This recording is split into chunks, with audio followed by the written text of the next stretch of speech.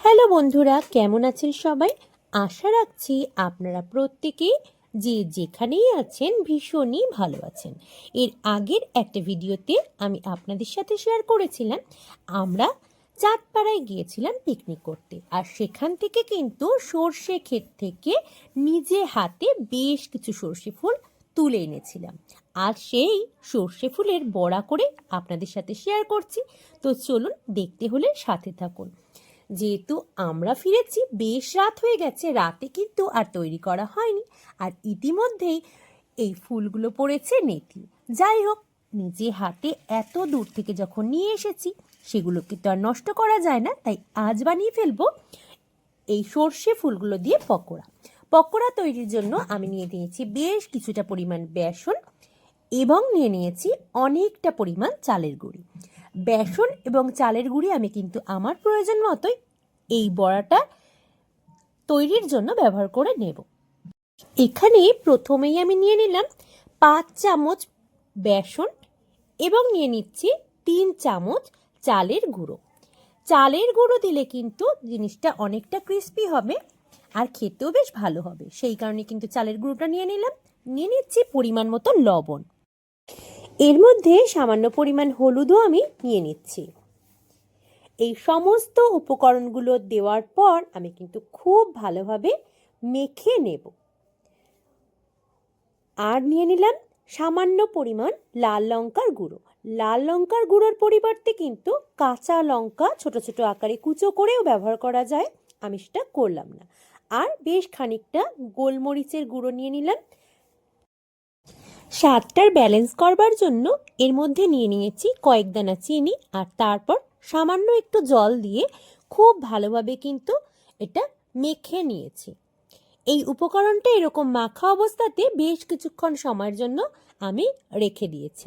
এবার এই ব্যাটারটার মধ্যে নিয়ে নিলাম সামান্য পরিমাণ বেকিং সোডা, আর দিয়ে দেব 2 বড় সাইজের কুচানো পেঁয়াজ। এবার কিন্তু খুব ভালোভাবে আরও একবার মেখে নেব সমস্ত উপকরণগুলোর সাথে মিশিয়ে।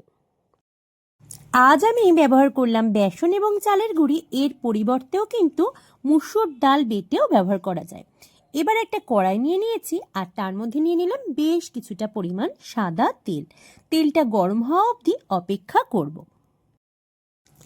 তেলটা খুব ভালোভাবেই গরম হয়ে গেছে। এবার এগুলোকে নিজস্ব শেপ দিয়ে ভেজে নেওয়ার পালা। আমি ছোট ছোট বড়ার আকারে এগুলোকে শেপ দেব, আর তারপর কিন্তু খুব ভালোভাবে উল্টে পাল্টে ভেজে নেব। এই সময় কিন্তু ভেতরটা যাতে কাঁচা না থেকে যায়, ফ্লেমটা রাখতে হবে মিডিয়াম টু লোতে। এভাবে দুপিঠটাই কিন্তু খুব ভালোভাবে ভেজে নেব, আর তারপরেই তৈরি হয়ে যাবে সর্ষে ফুলের পকোড়া, যেটা শীতকালে কিন্তু খুব ভালো লাগে খেতে। আমার তো দারুণ লাগে। আপনাদের কার এই বড়াগুলো ভালো লাগে অবশ্যই কিন্তু জানাবেন। দেখুন, একদিকটা কিন্তু হয়ে গেছে, আরও একদিক আমি উল্টে পাল্টে ভেজে নেব। আর এটা সবসময় কিন্তু ডিপ ফ্রাই হলেই বেশি ভালো লাগে, কারণ ভেতরটা যদি কাঁচা থেকে যায় তাহলে কিন্তু এর স্বাদটা অনেকটাই নষ্ট হয়ে যাবে। সেই কারণে উল্টো পিঠটাও ভেজে নিচ্ছি।